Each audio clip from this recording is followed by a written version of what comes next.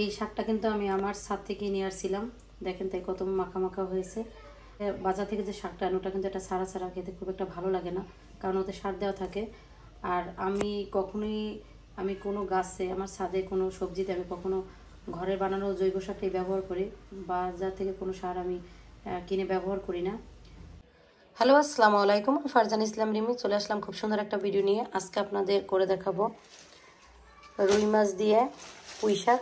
আর এইগুলো আমি কেটে কুটে এভাবে ওয়াশ করে নিয়েছি। দেখেন আমি ডাটাগুলো বেশি নিয়েছি, একটা আলু কেটে নিয়েছি, আর সাথে নিয়েছি রুই মাছ।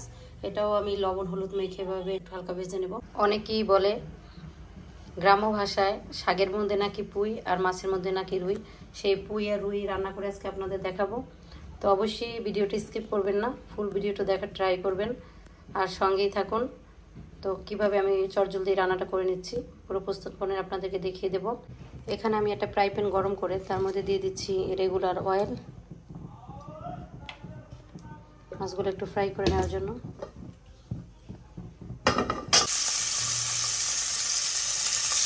এখন এই মাছগুলো আমি একটু অল্প আঁচে হালকা করে ভেজে নিচ্ছি। এখন মাছগুলো আমি একটু উঠে দিচ্ছি। মাছগুলো আমার ভাজা হয়ে গেছে, এখন আমি এগুলো তুলে নিচ্ছি। এর থেকে আর বেশি আমি ভাজবো না। যখন রান্না করি তখনই কিন্তু আমি সাথে সাথেই ভয়েস দিই, এই জন্য একটু বিকট শব্দ হয়।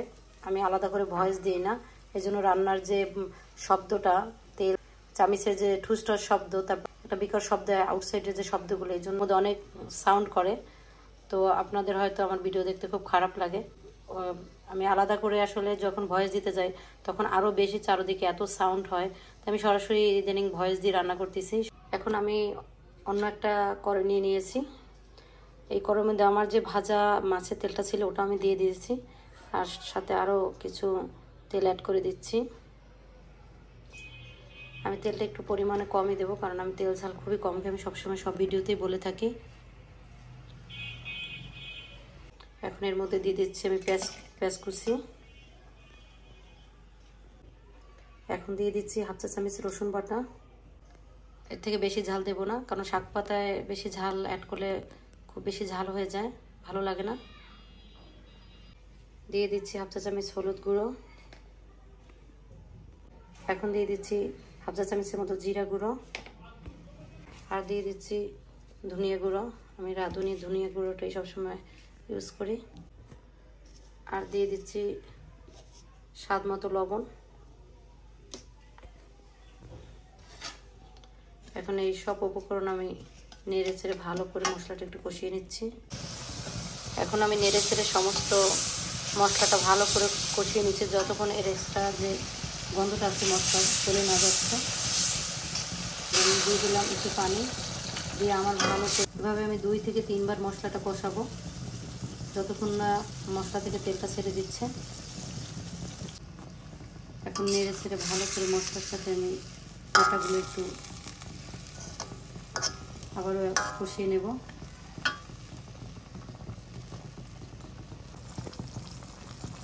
এখন একটা ঢাকনা দিয়ে আমি এটা 5 মিনিটের মতো ভেজে রান্না করে নিচ্ছি, যতক্ষণ না ডাটাটা সেদ্ধ হয়। একটা ভিডিও আমি একটা মাইক্রোফোন কিনেছিলাম, ওটার মাধ্যমে আমি ভয়েস দিতাম। তো 2-3টা ভিডিও ভয়েস দেওয়ার পরে হঠাৎ করে কেন জানি আমার মাইক্রোফোনটা নষ্ট হয়ে গেছে। তো আমি ভালো একটা ব্র্যান্ডের মাইক্রোফোন খুঁজছি।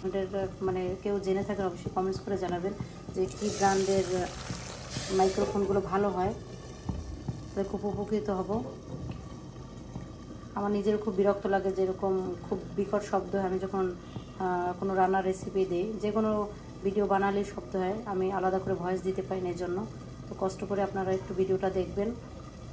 ডাটাগুলো সেদ্ধ হয়ে গেছে, এখন এই পর্যায়ে আমি কিছুটা পানি অ্যাড করে দিচ্ছি। এখন এর মধ্যে দিয়ে দিচ্ছি আমি কিছু শাক রেখেছিলাম। শাক আমি একটু কমই নিয়েছি, অতিরিক্ত শাক আমার খেতে ভালো লাগে না, ডাটাটা খেতে ভালো লাগে, তাই আমি ডাটাগুলো একটু বেশি নিয়েছি। এখন একটা ঢাকনা দিয়ে আমি আবারও 2 মিনিটের মতো কুক করে নিচ্ছি।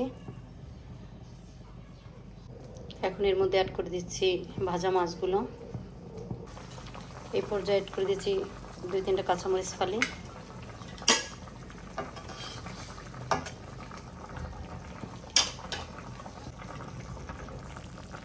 আমার রান্নাটা প্রায় হয়ে গেছে, আমি একটু এরকম পাতলা ঝোলে রাখবো।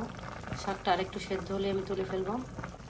এখন বাংলাদেশে যে গরম পড়েছে তাতে এরকম মাছ দিয়ে আর শাক দিয়ে পাতলা ঝোল করাটাই অনেক বেটার। এই গরমে আসলে বেশি ঝাল মশলা খাওয়া যায় না। তাছাড়া শাকে যথেষ্ট পুষ্টি রয়েছে। পুঁই শাকে, রুই আর পুঁই শাক আসলে বাংলার একটা ঐতিহ্যবাহী খাবার। তো আমি খুবই অল্প মশলা উপকরণ দিয়ে চেষ্টা করেছি আপনাদের রান্নাটা দেখানোর জন্য। আর অবশ্যই কমেন্টস করে জানাবেন আমার মতো এরকম রুই মাছ দিয়ে শাকের পাতলা ঝোল খেতে কার কার ভালো লাগে। তো যাই হোক, আমার রান্নাটা কেমন হয়েছে, যদি আপনাদের আমার রান্নাটা ভালো লাগে অবশ্যই লাইক কমেন্ট শেয়ার করবেন। ভালো থাকবেন, সুস্থ থাকবেন। আল্লাহ হাফেজ।